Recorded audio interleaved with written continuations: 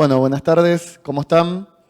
Mi nombre es Jorge Martín Vila, responsable de alguna manera del stand del Star Hack, que es nuevo dentro de Coparty. Y tengo la suerte, a nivel personal, porque es una gran amiga, y aparte tenemos la suerte de tener una investigadora directamente del CONICET, doctora en astronomía, especializada en radioastronomía, trabaja para el CONICET, como dije recién, es investigadora. En el Instituto Argentino de Radioastronomía, una grosa total. Y hoy nos va a hablar un poquito, bien ahí, Ciencia Argentina. Vamos, Ciencia Argentina. Y nos va a hablar un poquito del proyecto Llama, ¿sí? Y los va a introducir también en algo que es más divulgación, una genia en didáctica de divulgación de las ciencias. Así que, listo, no te robo más tiempo, María. Toda la suerte. Nos vemos abajo. Gracias, Jorge. Bueno, con esa presentación que hiciste, ahora me da un poco de calor empezar. No sé si voy a poder cumplir todo ese objetivo. Bueno, buenas tardes. Es un gusto para mí estar hoy acá contándoles un poco sobre lo que es radioastronomía y en particular el proyecto Llama, que es un proyecto importante en el cual Argentina es parte. Entonces, vamos a comenzar explicando de qué se trata la radioastronomía, ¿no? Es una ciencia que estudia los fenómenos astronómicos del universo, aquellos que cuando emiten su radiación lo hacen en una longitud de onda que es la que se mide justamente en radio. Se trata, o sea, nos da la posibilidad de estudiar objetos que son débiles en su emisión y que están muy lejos. La energía que recibimos de ellos está relacionada directamente con la frecuencia en la cual viaja esa energía, esa radiación, a través de nu, bueno, relacionada con una constante, ¿no? Que es h. Ahora, para que se pueda entender un poquito más todo lo que voy a explicar en esta charla, es bueno que recuerden esto. Acá, lo que les estoy mostrando, esta es la onda, ¿no? Cómo se transporta la energía. Ahora, cuando nosotros estudiamos esa energía, tenemos en cuenta algunas características, como por ejemplo, la amplitud que tiene. ¿Qué hacemos? Ponemos, buscando simetría, ¿sí?, en la mitad de la onda, un nivel 0, y de ahí tenemos, de ahí al máximo o al mínimo, llamamos amplitud. Ese es un dato que necesitamos conocer de la información que estamos recibiendo. Pero también es importante conocer, a ver si me sale así, todo este recorrido de un máximo al otro, que es lo que se entiende como la longitud de onda. La longitud de onda, acá fíjense que está multiplicada, esto que está ahí es nu, es lo que se llama nu, y ese producto de lambda por nu es igual a la velocidad de la luz, que es un valor constante. Quiere decir que siempre se tiene que estar cumpliendo esa relación. Entonces, que siempre se cumpla, ¿qué está pidiendo? Está pidiendo que cuando estoy recibiendo información que viajó a una longitud de onda más larga, la frecuencia que se relaciona con ella es más chica. Si uno crece, el otro decrece. Y de esa forma siempre el producto me da el mismo valor, la constante. Ahora, ¿pero qué pasa cuando ese nu, esa frecuencia, es menor? Lo que sucede es que entonces la energía que está transportando esa radiación es menor también, porque está relacionada directamente con esa frecuencia. Entonces, fíjense, acá quizás con esto pueda ser más clara. Esto que se está mostrando acá es la onda. Si vamos de un máximo al otro, lo que estamos viendo es la longitud de onda. Acá se está representando de mayor a menor longitud de onda. Fíjense que acá están muy cerquita los máximos, entonces esta longitud de onda es chiquita. Pero si se fijan acá abajo, si lo llegan a ver, en esto que llamamos el eje X, lo que se está indicando es la frecuencia. Y fíjense, efectivamente, a mayor longitud de onda se tiene baja frecuencia y a menor longitud de onda, alta frecuencia.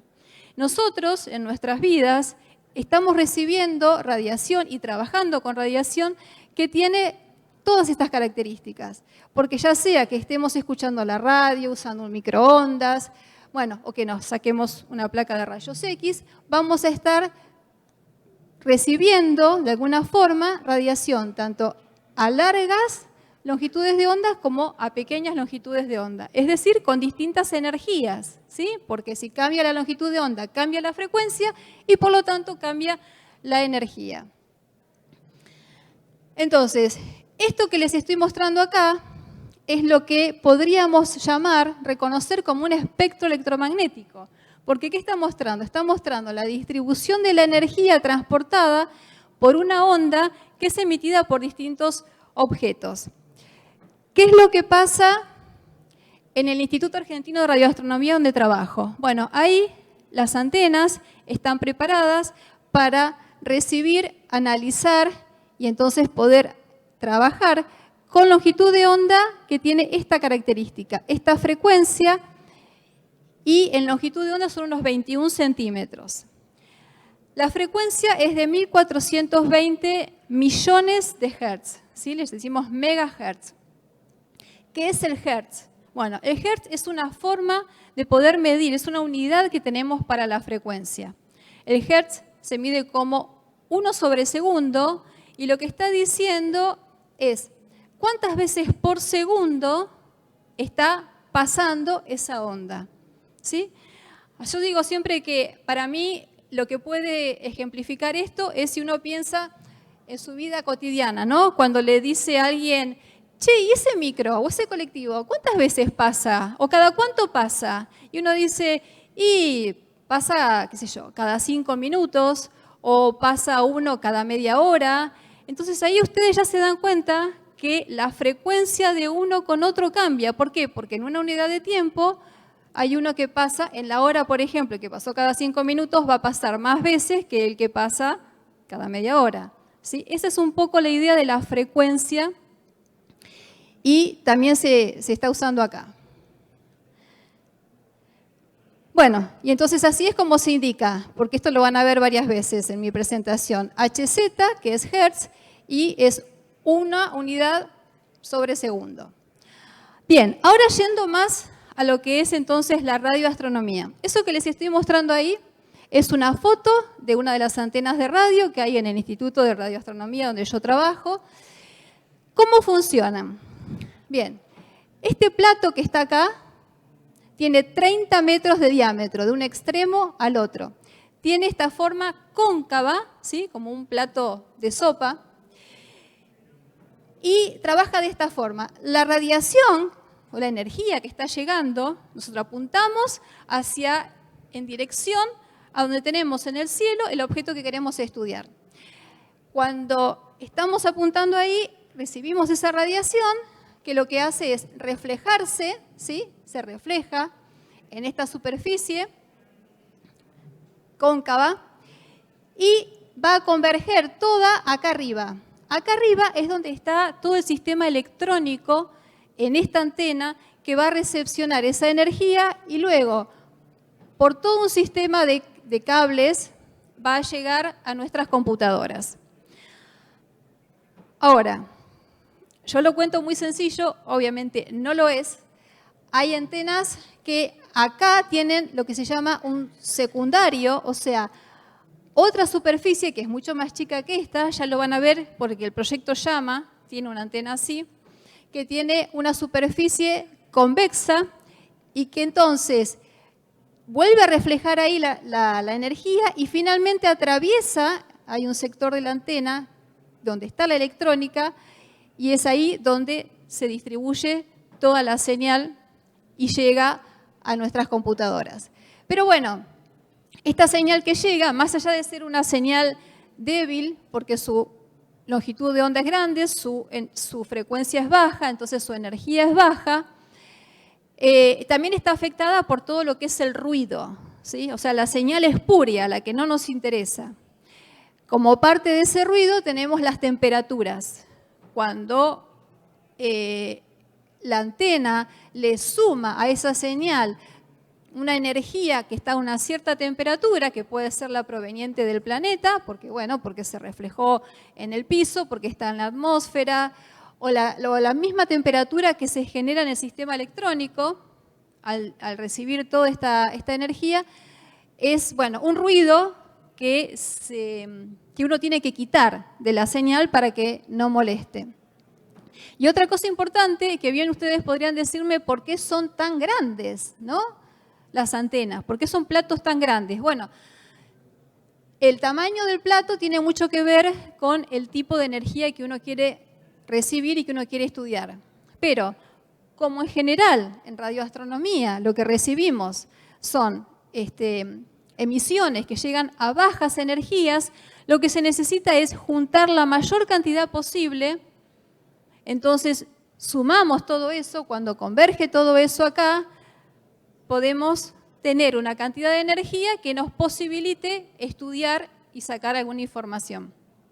¿Sí? Fíjense que los telescopios, las lentes o los espejos de los telescopios no tienen estos tamaños.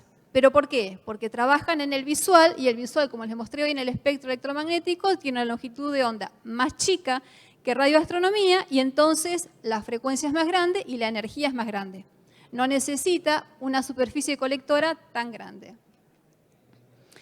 Bueno, y un poquito más, yendo a lo técnico de esto, acá en este esquema, fíjense, acá lo que se ve es la radiación que llega, como lo que marqué acá con las flechas amarillas, se refleja y converge en este sector que se llama alimentador. Ahí en el alimentador lo que está llegando es una radiación que se dice que es como una onda esférica, ¿sí? Que está, digamos, emitiendo o que está viajando en todas las direcciones por igual. Y en realidad lo que yo necesito es que llegue en una cierta dirección, ¿sí? Como que llegue colimada, toda juntita en una dirección, que se sume en una dirección. El conseguir eso tiene mucho que ver justamente con la electrónica que esta antena de radioastronomía tenga. Bien. ¿Qué es otra cosa importante a tener en cuenta cuando estamos observando? Nuestra atmósfera. Nuestra atmósfera, si bien para radioastronomía no nos molesta tanto como para otras energías que viajan a longitud de onda más corta, sí hay sectores de la atmósfera donde las abundantes moléculas, ¿sí?, de agua, oxígeno, nitrógeno, dióxido de carbono, absorben esta señal de radio y entonces no se puede recibir la totalidad que estaría llegando, ¿sí?, que emitió ese cuerpo celeste que estamos estudiando. Lo que pasa es que para las frecuencias más bajas, no las de megahertz o millones de hertz, sino las de kilohertz, las de algunos miles de hertz, la atmósfera deja de ser transparente, no deja que pase esa energía, por la densidad de electrones libres que tiene en ella, debido a que se fotoioniza por la radiación solar. ¿Qué estoy diciendo acá? Los átomos, las moléculas, tienen protones y tienen electrones. Los electrones están ligados a los protones a través de una energía. Ahora, cuando ellos reciben una energía superior, la absorben y se pueden desprender, ¿sí?, y dejar el átomo, dejar la molécula. Pierden el electrón y ahí es cuando decimos que se ionizó. Se fotoioniza cuando es debido a esta radiación de digamos, fotones que vienen, ¿sí?, que es si uno quiere pensar, es el transportador de la energía emitida por las estrellas, o en nuestro caso por el Sol, absorben esa energía y los electrones y entonces aprovechan para escaparse del átomo. Y ahí se fotoionizó. Y bueno, y debido a eso hacen que la cantidad de electrones libres que estén en la atmósfera sea tal que no deja, hace como una pared, ¿sí?, no deja que pase la radiación que viaja en algunos miles de hertz. Obviamente esto va a variar en el lugar en el que estemos, en la altura de la atmósfera en la que nos encontremos. En el mundo, cada vez, afortunadamente, se hace más radioastronomía. Quiere decir que se están instalando mayor cantidad de antenas para trabajar en esta frecuencia. Acá solamente les muestro algunos ejemplos. Bueno, en Argentina ahora vamos a ver en detalle dónde está. Este es el IAR, el lugar donde trabajo yo. Hay en Chile, hay en México, en Canadá, en Estados Unidos, en Europa, en varios países, en África, en Australia, en India. Y no es necesario vivir en esos países para poderlos usar, ¿sí? Yo, como investigadora argentina, puedo conseguir lo que se llama un turno de observación, que va a ser evaluado, porque bueno, siempre hay competencia, y si me lo aprueban, me lo van a dar para observar con antenas de otros países, que incluso tienen características diferentes a las que pueda yo tener en Argentina. Esta, por ejemplo, es en estos momentos la antena de radioastronomía más grande que existe en el mundo. Tiene un diámetro de 500 metros, ¿sí? 5 cuadras. Fíjense lo enorme que es. Bueno, de hecho esta antena está fija, ¿sí? No es como esta que traje acá, como este modelito. Está fija, puesta como si fuera en un pozo, en China. Está preparada para trabajar en una frecuencia que va entre 70 millones de hertz y 3 gigahertz. ¿Sí? Giga son 9 ceros, o sea, 3.000 millones de hertz, que se corresponde a una longitud de onda de entre 10 centímetros y 4,3 metros. Esta antena, una finalidad que tiene, al estar fija, empotrada, justamente el movimiento que tiene es el movimiento de rotación del planeta Tierra y el movimiento de traslación del planeta, ¿sí? Alrededor del Sol. Entonces, va a estar observando lo que vaya a tener a la vista de acuerdo justamente a eso, ¿no? Por lo general, es muy útil para hacer seguimiento de los satélites que tenemos orbitando en torno a la Tierra y para hacer seguimiento de todo lo que sea del sistema solar, que lo tenemos con nosotros, acompañándonos una buena parte del tiempo. Pero algo fundamental de esta antena, que es tan grande, es que la superficie colectora es tan grande que va a servir para estudiar energías que lleguen muy, muy débiles. ¿Por qué? Porque tengo un plato que tiene la capacidad de juntar muchísimos fideos, ¿sí? Entonces yo puedo tener una sopa bien espesa como para poder analizar. Esa es una ventaja de esta antena que está en China. Bueno, y en Argentina tenemos, como les comenté, el Instituto Argentino de Radioastronomía, que pertenece al CONICET, que está entre La Plata y Buenos Aires. Acá en Buenos Aires tienen el IAFE, que es el Instituto de Astronomía y Física del Espacio, que también es del CONICET. En el IAFE no hay antenas de radio, pero ellos trabajan con datos en línea, ¿sí? que se bajan de la web. Después, en Mendoza, ahora las vamos a ver en detalle, hay una antena que pertenece a la Comisión Nacional de Energía Atómica y a la Agencia Espacial Europea, que es la ESA, se llama DS3, esa antena. Llama, de la cual les voy a hablar ahora más en detalle, que la tenemos en Salta, en el norte de nuestro país. Y después tenemos otras 2 antenas más. CARTS, que es una antena, un convenio Argentina-China, que se está instalando en San Juan, y otra DS, que es de CONAE con China, que está en Neuquén. Fíjense, ustedes se darán cuenta que hay un sector del país donde en una misma línea se están instalando las antenas de radioastronomía. ¿Por qué creen que puede ser eso? ¿Qué tenemos acá? Exacto, o sea, altura, o sea, clima seco, ¿sí?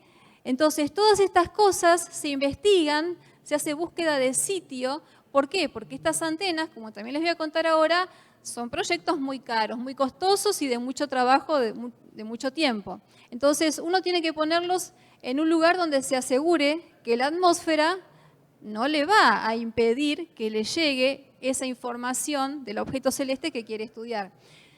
De hecho, en Chile, ustedes sabrán que por el norte de Chile, sería por este sector de la cordillera, un poquito por acá más arriba, están las antenas de radio con proyectos grandes muy importantes, como ALMA, como APEX, como ASTE, y están ahí justamente por las condiciones del lugar. Entonces, estas que les dije, DS3 y DS. DS significa Deep Space, o sea, es espacio profundo. ¿Qué quiere decir espacio profundo? Quiere decir que vamos a estar observando en profundidad, allá lejos, porque vamos a estar recibiendo radiación que viene de objetos que están muy lejos, de otras galaxias, ¿sí? Que están todas muy distantes. Ambas antenas, ambas DS, tienen el mismo diámetro de 35 metros. Recuerden que la que yo les mostré del IAR tiene 30 metros de diámetro y tiene una resolución angular de aproximadamente 1 minuto. Ahora les explico qué es la resolución angular. Y un tiempo operativo para la agencia espacial de un 10% del tiempo total. Es decir, con esa antena se va a hacer un seguimiento de telecomunicación con naves espaciales e investigación científica en estas longitudes de onda. De 4 a 15 centímetros, que si los pasamos a frecuencia, fíjense, de 2,2 a 8,5 gigahertz, ¿sí? Miles de millones de hertz. Ahora, esas antenas a los científicos nos van a permitir solamente que un 10% de todo el tiempo que se las pueda estar usando en el año, lo usemos nosotros para nuestros proyectos de investigación. ¿Por qué? Porque esas antenas no fueron puestas en esos lugares pensando en el provecho que podemos tener los científicos. En realidad la finalidad que tienen es otra, yo no la tengo demasiado clara, pero bueno, a nosotros, a los científicos, nos las van a prestar, ¿sí? Esto, un 10% del tiempo posible de uso durante el año. Y la que se está también por instalar en San Juan, que es el convenio China-Argentina, es la que se conoce como CART y tiene un diámetro de unos 40 metros. Es un poquito más grande que las otras. Bueno, les dije la resolución que van a tener esas antenas. La resolución angular lo que me está diciendo es la capacidad que se tiene de poder ver dos objetos que están muy juntos como dos, ¿sí? Verlos separados y no confundirlos con uno solo. Por ejemplo, en una antena... Ay, no, me fui al proyecto Llama. Esperen, aguántenme porque les quiero mostrar bien esto.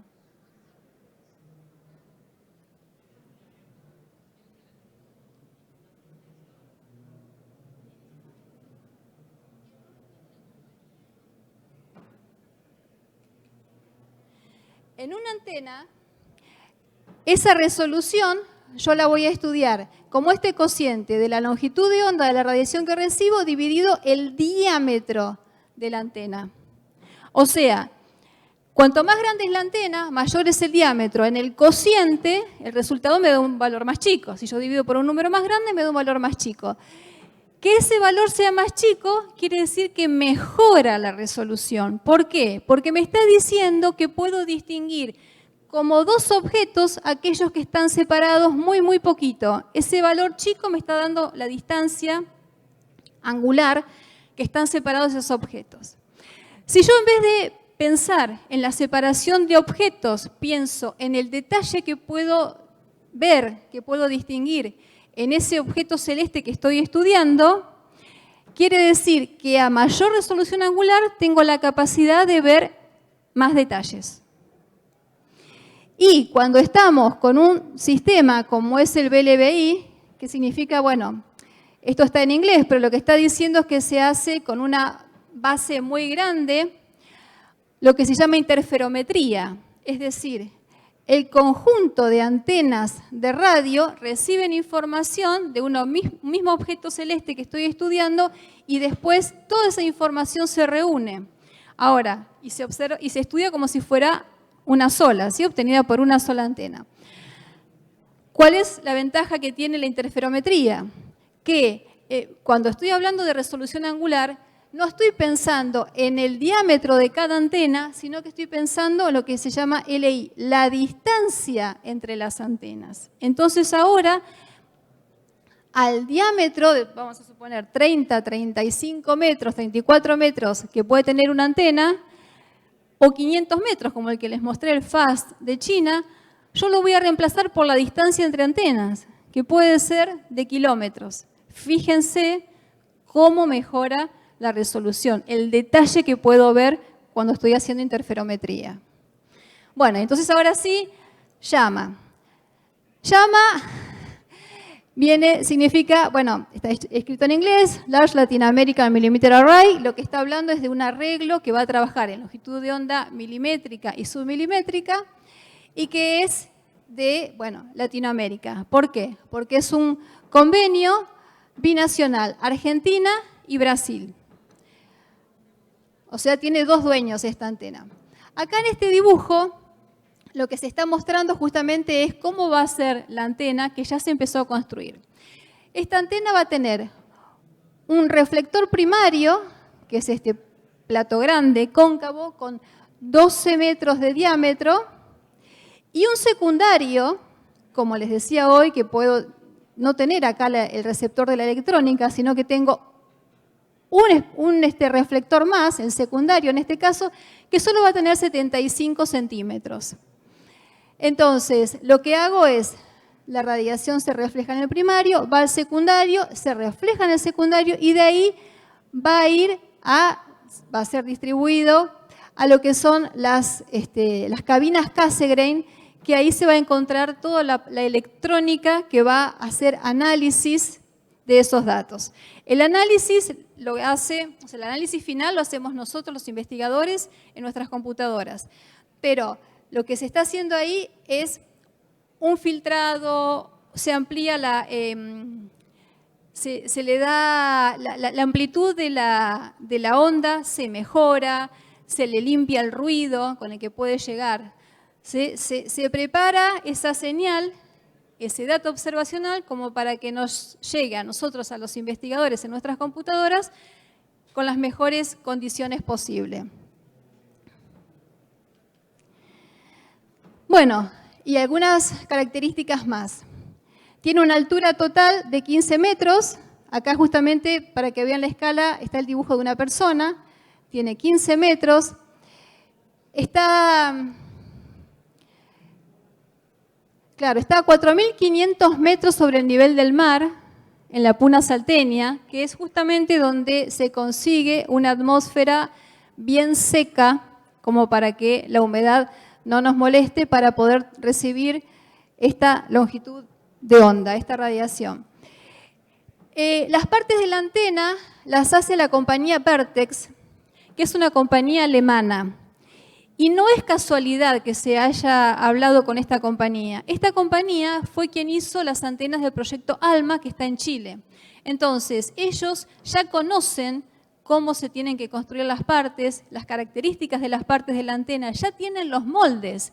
Entonces, todo esto abarata costos, no hay que pagarles para que hagan moldes porque ya los tienen, y también reduce tiempo, porque ya tienen todo esto preparado. Bueno, lo que saben también es que el material con el que se hace es el que tiene un pequeño coeficiente de dilatación, se llama INVAR, que tiene un 64% de hierro y un 36% de níquel. ¿Por qué? Porque el coeficiente de dilatación a esa altura es fundamental. Fíjense, con menos atmósfera que nos filtre la radiación solar, va a recibir mucha más radiación, más intensa, que lo que va a hacer es que se dilate el metal, pero por las noches mucho más frío también. Entonces, ese efecto de dilatar y contraer es algo que no le hace bien al sistema. Entonces, lo que se pensó es en un material que sufra lo menos posible esto de la dilatación, el coeficiente de dilatación. Bueno, y está diseñada para operar en diferentes longitudes de onda. Las primeras en las que se la va a usar son las que se conocen como banda 5, entre 157 y 212 miles de millones de hertz. ¿Sí? Banda, porque no es una frecuencia, sino que varía, ¿sí? De una frecuencia a otra, tiene un rango. que se corresponde a esta longitud de onda de 1,4 a 1,8 milímetros. Y la banda 9, que fíjense, en frecuencia es un poco más alta y por lo tanto en longitud de onda es menor. Esta es la banda submilimétrica. Y va a tener una precisión de apuntamiento de 2 segundos de arco. Que como se darán cuenta, eso para el espacio es nada, es como decir, lo que necesito apuntar lo estoy apuntando, porque 2 segundos de arco, si en un tamaño angular, es un angulito, nada, es imposible de medir, ¿sí? O sea, realmente es, si se consigue esa precisión, va a estar genial. Bueno, y ahí es simplemente una representación del movimiento. La antena, cuando se mueve en este plano, se dice que lo que tiene es un movimiento azimutal. Va a tener la posibilidad de moverse hasta 270 grados. Saben que una vuelta completa son 360 grados. Bueno, no hace una vuelta completa, pero se la puede ubicar, digamos, en 3/4 partes, ¿sí? Hasta 270 grados. Y después, este otro movimiento, que se le dice que es como de cabeceo, lo que hace es orientarla. El cenit es el punto que tenemos sobre nuestra cabeza, orientarla al cenit. Y, digamos, se puede mover de prácticamente 0 hasta 90 grados.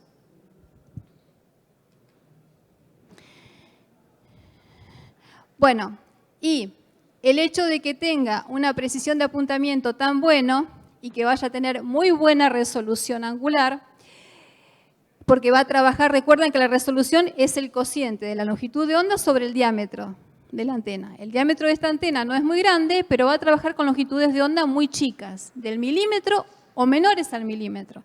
Entonces la resolución angular va a ser extremadamente buena. A tal punto que, para dar un ejemplo de lo que nosotros tenemos a diario, es como si pudiéramos distinguir una moneda de 1 peso cuando esté a 206 metros de distancia nuestra. Es decir, a 2 cuadras de distancia se podría ver. Bueno, otra cosa que es importante cuando se trabaja con longitudes de onda tan chicas es la perfección de la superficie del reflector primario donde va a incidir y se va a reflejar esa radiación. ¿Por qué? Porque tiene que ser muy, muy lisa. Casi no tiene que tener irregularidades. No sé si recuerdan cuando les mostré la foto en la primera diapositiva de la antena que les dije que está en el IAR, que es una antena que tiene como un enrejado, si lo recuerdan. Una parte con una distribución más sólida de metal y después todo un enrejado. Bueno, ¿pero por qué? Porque trabaja a 21 centímetros. Piensen en un colador. Con 21 centímetros, la longitud de onda tiene un tamaño que no va a atravesar el tamaño de esas rejas. Queda atrapada. En cambio, cuando estoy trabajando con longitudes de onda del milímetro o menos de 1 milímetro, si yo tengo una antena como la del IAR, la radiación la atraviesa, no se refleja nada, ¿sí?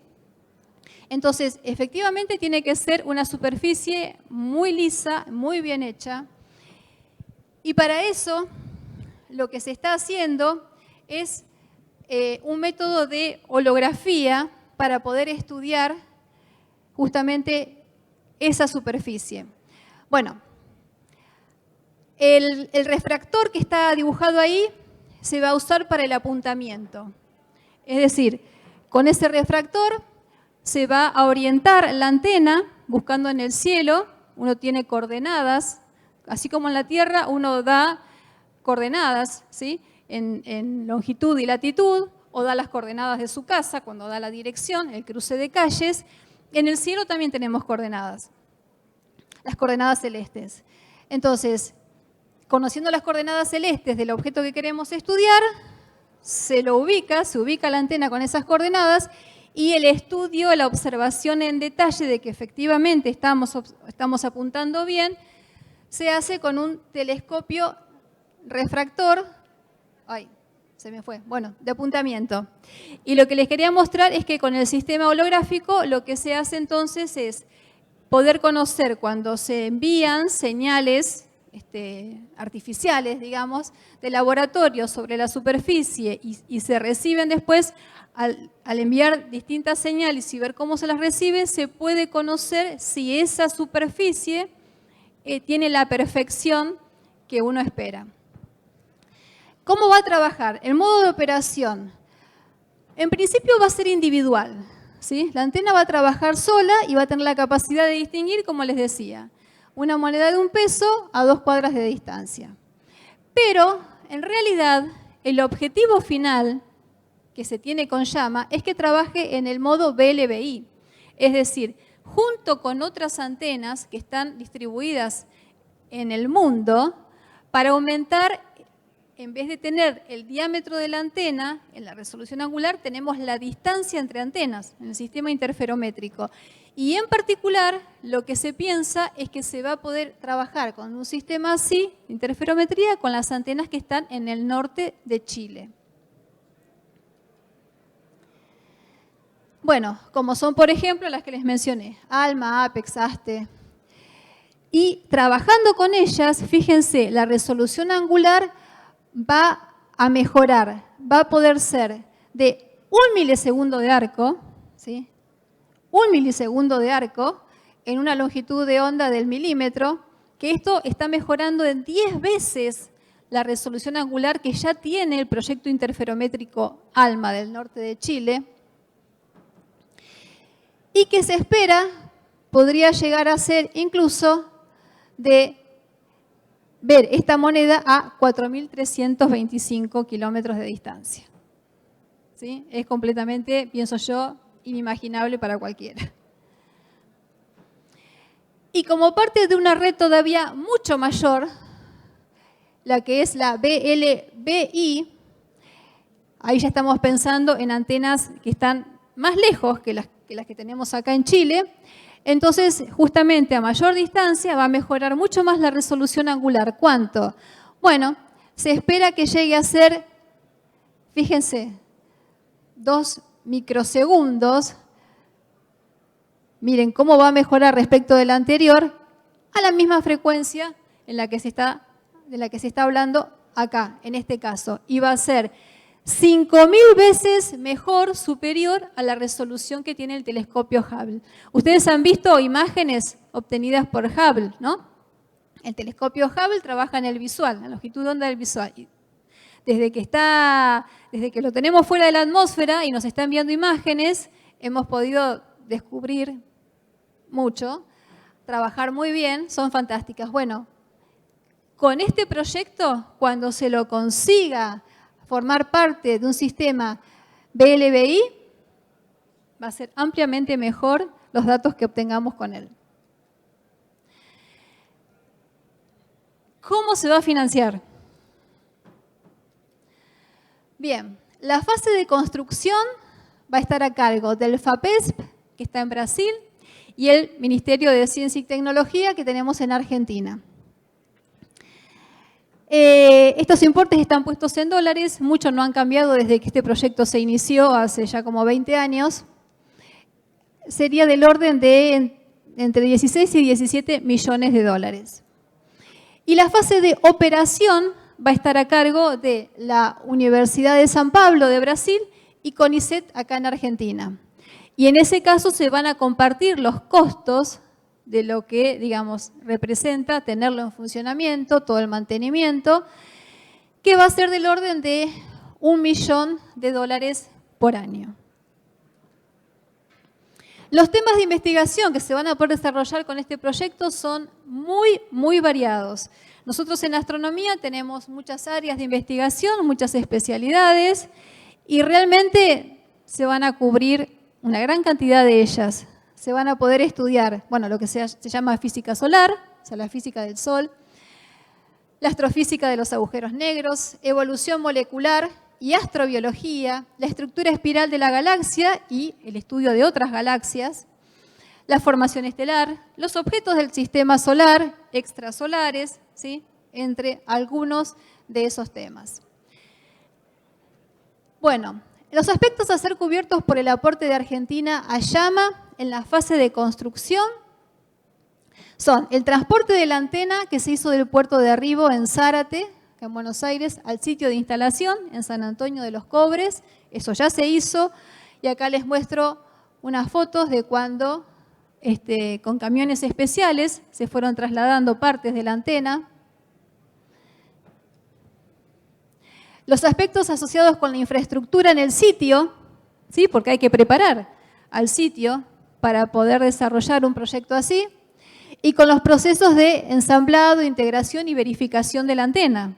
Porque cuando llegan las partes, después hay que armarla, hay que controlarla, hay que hacer lo que se llaman como primeras luces, las primeras luces electrónicas, para ver que toda la electrónica esté funcionando bien, después las primeras luces científicas. Bueno, todo eso también va a estar a cargo acá nuestro. Construcción de los campamentos bases en San Antonio de los Cobres y en Salta y contribuciones específicas a la fase de ciencia. Como va a estar a 4.500 metros de altura sobre el nivel del mar, uno no puede estar trabajando ahí, porque realmente falta el oxígeno. Entonces, la idea es hacer campamentos bases en San Antonio de los Cobres y desde ahí operarla, ¿sí?, mediante todo un sistema de computadoras. Y cuando haga falta un técnico, subirá, pero bueno, va a ser por poco tiempo. Y acá están las fotos. Esto es entonces en San Antonio de los Cobres, donde se espera que estén, digamos, las oficinas. Y esto es en Alto Chorrillos, donde acá ya se empezó a construir la base de la antena. Ahí, Alto Chorrillos, es donde va a estar instalada la antena. Y estas son algunas de las partes, estas fotos son bastante actuales, son partes del reflector principal, ¿sí?, de la antena, que se están tratando de ensamblar. Así es como queda la antena con todas las partes ensambladas. Y esta es una foto del lugar donde se ha tenido que preparar el suelo. Imagínense la montaña, se tuvo que alisar el suelo, prepararlo y ahí se están armando las partes de la antena. Para hacer la búsqueda de sitio en Alto Chorrillos se usó el sistema Tipper, que en realidad lo que hace es un radiómetro que trabaja a 210 GHz, ¿sí?, miles de millones de hertz. Y lo que se hacía, o lo que se hizo fue hasta el año 2015, se hacía observaciones de los datos meteorológicos. Porque, bueno, es necesario conocer cómo es el viento, cómo es la humedad en el lugar. Se los enviaba por microondas a San Antonio de los Cobres y después de ahí se los enviaba por internet al IAR, que es donde está uno de los centros de investigación y de operación de esta antena. Bueno, y esta es la foto del Tipper. Conclusiones. Pondrá a ambos países, tanto Argentina como Chile, en una posición ventajosa para participar de una versión ampliada de un proyecto interferométrico, porque nuestro objetivo, como les dije, es finalmente integrar un proyecto interferométrico con las antenas de Chile en un primer lugar, y entonces volver a ocupar un lugar de importancia en el contexto de la astronomía observacional. Una inversión inicial modesta dentro de los costos que se manejan en estos grandes proyectos de astronomía, va a permitir una integración científico-tecnológica regional de una manera progresiva. ¿Por qué? Porque llama puede representar un primer paso de un proyecto que en el futuro va a requerir de la instalación de otras antenas en Argentina, en otros países de la región. Y esto se puede ir haciendo más grande y además permite la formación de recursos humanos, como dice acá, porque mucha gente, ingenieros en particular, se tienen que preparar, ya han estado viajando a Europa, a Chile, para aprender sobre cómo se trabaja con estas antenas. Bueno, y por otra parte, al ser nosotros los dueños de la antena, vamos a tener la prioridad en cuanto a los tiempos que necesitemos estar usándola para desarrollar nuestras investigaciones. Me dijeron que me quedé sin tiempo. Yo acá tengo algunos ejemplos de, digamos, imágenes de lo que se puede hacer, de lo que les mencioné recién. Las voy a pasar hasta que me corten, hasta que me digan que se terminó el tiempo. Acá fíjense, con el VLA, que les decía, el Very Large Arrays, arreglos de antenas grandes, porque son antenas distribuidas. Esta, por ejemplo, está en Nuevo México, que está en Estados Unidos. Esta es una foto donde son varias antenas cuya distancia se puede ir variando para ver qué resolución angular se espera tener en el dato final.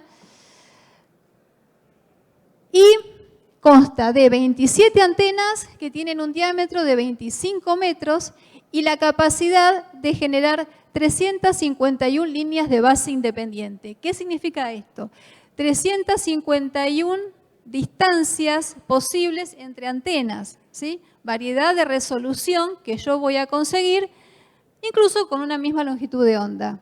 Los países, bueno, en este caso está solamente Estados Unidos, pero también están los países que integran el VLBA, o sea, mucho más grande, proyecto de radiointerferometría, donde Estados Unidos está, sumado a Alemania, Italia, Finlandia, Suecia y España. Y acá me gusta muchísimo esta imagen, donde voy a tratar de, en un minuto, explicárselas. Es la mejor imagen, a mi entender, donde vemos cómo puedo ir cambiando la resolución angular, qué beneficios tengo en mis datos observacionales a medida que la mejoro. ¿Hasta qué punto la puedo mejorar? Variando el diámetro de la antena o la distancia entre las antenas y hasta qué punto variando la longitud de onda de lo que estoy observando. Entonces, en principio lo que tengo acá es M87. ¿Qué estoy viendo de M87? Estoy viendo una imagen que va desde 200.000 años luz de tamaño, ¿sí? Estoy 200.000 años viajando para ir de un extremo al otro, a una imagen final que va a ser de 2 décimas de años luz, o sea, mucho menos de un año. Bueno, entonces, fíjense, la primera imagen obtenida con el VLA en una longitud de onda de 20 centímetros es a este sector verlo así. Mejoró la resolución, ¿no? Ahora, si de esta imagen tomo esta parte y sigo con el VLA, o sea, misma distancia entre antenas, pero la longitud de onda la bajo y de 20 centímetros me voy a 2 centímetros, puedo de este sector ver esto. ¿Sí? Vamos viendo más detalles. Ahora, si de todo esto tomo la puntita, este sector de acá, sigo con el VLA, pero de 2 centímetros me voy a 7 milímetros, puedo ver todo este detalle. ¿Sí? Ahora, ¿qué tengo que hacer? Ahora ya para sacar más detalles de lo que tengo acá, o sea, mejorar la resolución, tengo que cambiar y me voy al VLBI. Es decir, lo que cambié del VLA al VLBI fue la distancia entre las antenas. Y fíjense, con una longitud de onda de 18 centímetros, o sea, más grande que esta de 7 milímetros, si yo aumento la longitud de onda, la resolución empeora. Pero la estoy dividiendo por una distancia entre antenas muchísimo mejor, muchísimo mayor con el VLBI que la que tenía con el VLA. Entonces yo a esta imagen le puedo sacar este detalle. Y si de acá quiero conocer un poco más porque no me alcanza, sigo con el VLBI y en vez de 18 centímetros me voy a 1,3 centímetros. Entonces, de una imagen que en un principio se obtuvo con el VLA en 90 centímetros, yo puedo conocer este nivel de detalle si me voy al VLBI con 1,3 centímetros. Bueno, esto me gusta mostrarlo porque es el resultado de un trabajo mío, así que le voy a hacer publicidad. Lo que estoy estudiando acá es esta estructura que se llama cáscara de hidrógeno neutro. El hidrógeno que no se ionizó, que tiene al átomo con el neutrón y el electrón, se agrupó así formando esta pared o esta cáscara. En el medio prácticamente no hay nada. Y esta imagen se obtuvo con las antenas de radioastronomía del IAR, que tienen una resolución angular de 30 minutos. Son antenas de 30 metros de diámetro. Pero acá hacemos un zoom y obtenemos una imagen de este sector y la obtenemos con esta calidad. ¿sí? Con esa resolución. Podemos ver ese detalle. ¿Por qué? Porque se obtuvo con la antena de Parkes, que está en Australia, que tiene 64 metros de diámetro, ¿sí? Fíjense, es el doble, más del doble en diámetro de lo que tiene la antena del dial. Y por lo tanto la resolución mejoró muchísimo.